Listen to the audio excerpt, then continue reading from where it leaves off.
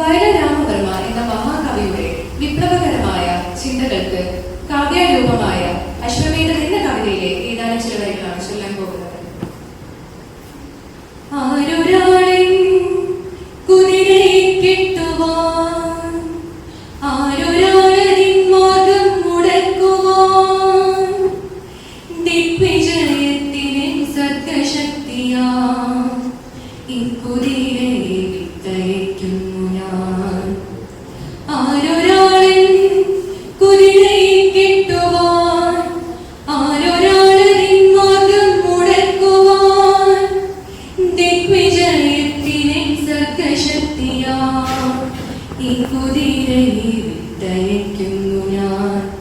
വിശ്വസംസ്കാര വേദിയിൽ പുത്തനാം അശ്വമേധം നടത്തുകയാണു ഞാൻ. വിശ്വസംസ്കാര വേദിയിൽ പുത്തനാം അശ്വമേധം നടത്തുകയാണു ഞാൻ.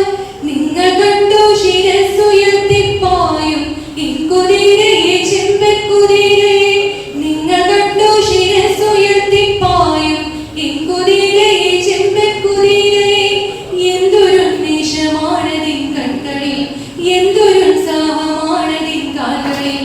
കോടി കോടി പുരുഷാന്തരങ്ങളിൽ കൂടി നേടിയതാണതിൻ ശക്തികൾ. വെട്ടി വെട്ടി പ്രകൃതിയെ മല്ലിട്ട് വെട്ടി നേടിയതാണതിൻ സിദ്ധികൾ.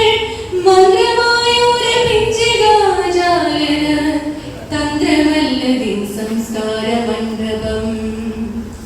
ഇന്നലത്തെ ചരിത്രം മയക്കുന്ന ഒരാളിൻ കുതിരയെ കെട്ടുവാൻ, ആരൊരാളതിൻ മാർഗം മുടക്കുവാൻ, ദിഗ്വിജയത്തിൻ സർഗശക്തിയാ ഈ കുതിരയെ വിട്ടയയ്ക്കുന്നു ഞാൻ.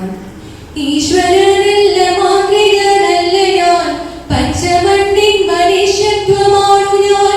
ഈശ്വരനല്ല മാന്ത്രികനല്ല ഞാൻ, പച്ചമണ്ണിൻ മനുഷ്യത്വമാണു ഞാൻ. ദിഗ്വിജയത്തിൻ സർഗശക്തിയാ ഈ കുതിര